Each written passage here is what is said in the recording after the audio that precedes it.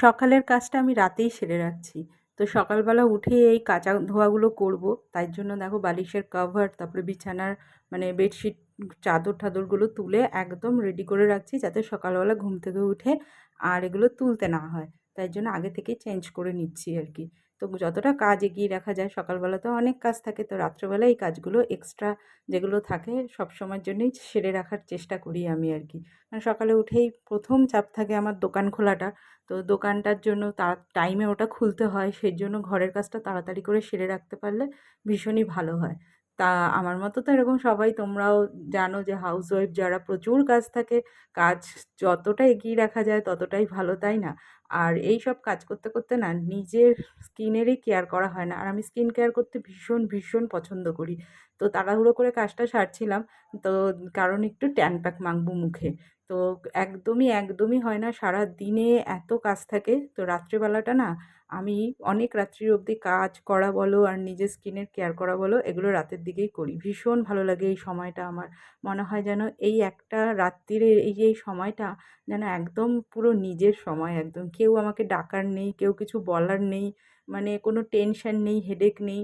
তার জন্য আমি রাতের এই সময়টা পুরো নিজের মতো করে সময়টা কাটাই, অনেকটা টাইম নিজের সাথে নিজে।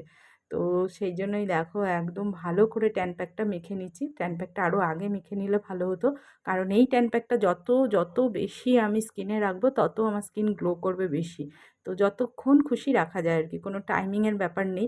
তা আমি ভেবেছিলাম যে এই কাজটা করে ওই কাজটা করে মাখবো আর কি। তো এটা মেখে কাজ করাটাই আমার বুদ্ধিমানের কাজ হতো আর কি। তা যাই হোক, দেরি করে ফেলেছি। তো মেখেই নিলাম। তারপরেও আবার ভাবছিলাম যদি এই না মাখি তাহলে আর মাখা হবে না। তো মেখে নিয়েও তো অনেক কাজ আছে। তো দেখো ঘর কিন্তু পরিষ্কার দেখতে লাগে। দাদাভাই এসে বলছে ঘর তো পরিষ্কারই আছে। একদমই না, পায়ে এত বালি লাগছে, বাইরের এত হাওয়া দিয়েছে আজকে যে ধুলোগুলো সব ঘরে ঢুকে একদম সাদা হয়েছিল। পাটা একদম বালি কিরকির করছে। তাই জন্য তাড়াতাড়ি করে ঝাড়টা দিয়ে নিলাম আর মুছেও নিলাম। কারণ এরপরেই আমি যখন ফ্রেশ হয়ে ঘরে আসবো, উফ দারুণ লাগে ওই সময়টা। তার জন্য তাড়াতাড়ি করে মুছে পরিষ্কার করে নিচ্ছি।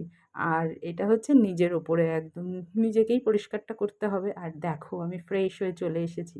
আর মুখটা দেখো কি চকচক করছে, বললাম না যতক্ষণ রাখবো এই ট্যান প্যাকটা ভীষণ গ্লো করে। তো দেখো কতটা ফ্রেশ লাগছে। এরপরে একটু ক্রিম মেখে নেবো। আর আমি না ভীষণ ভালোবাসি মুখে জল থাকাকালীন ক্রিম মাখতে। এটা যেন কেন আমার একটা ব্যাড হ্যাবিট বলতে পারো বা ভালো অভ্যেসও বলতে পারো। আমার মনে হয় যেন মুখে জল থাকলে ক্রিমটা মাখলে, আমি শীতকালেও তাই করি, মুখটা না এসে বেশি মুছি না আর কি। দিলে পরে আমার মনে হয় কি গ্লোটা আরও বেশি করে। তো দেখো এখানে একটুখানি ক্রিম, একটু জেল মেখে নিলাম আর কি, নাহলে স্কিনটা টান করবে, টান টান লাগবে আর কি। দিয়ে একটু হালকা ম্যাসাজ করে নেবো মুখে যাতে এটা বসে যায় আর কি। জলের সাথে মাখলে আমার মনে হয় কি স্কিনটা একটু বেশি গ্লো করে। তো এই তো মেখে নিলাম। আর কালকে একটু শ্যাম্পুও করব। তো শ্যাম্পুটার জন্য এরপরে ভাবছি একটু মাথায় তেলও দিয়ে নেবো। তেলটা দিয়ে একটু চুলটাকেও একটু অয়েল ম্যাসাজের মতো করে নেবো, কারণ নারকেল তেল তো একেবারেই দেওয়া হয় না। শ্যাম্পু যেদিন করি তার আগের দিন রাত্রেবেলাতেই দেই। তো সেই তেলটাও দিয়ে নিলাম। আর এটাও না দিলে পরে তো চুলটা না একদম রাফ হয়ে যাচ্ছে নারকেল তেল না দিলে। তো একটু ভালো করে এটা দিয়ে ঘষে ঘষে দিয়ে নিলাম গোড়ায় গোড়ায় যাতে তেলটা পৌঁছায়। তো পুরো ব্লগটা তোমাদের কেমন লাগলো অবশ্যই অবশ্যই সুন্দর সুন্দর গঠনমূলক কমেন্ট করে ভরিয়ে দিও, যাতে আমার মনটা ভরে যায় তোমাদের কমেন্ট দেখে, আরও নতুন নতুন যাতে ভিডিও তোমাদের সামনে আনতে পারি। তো চলো টাটা।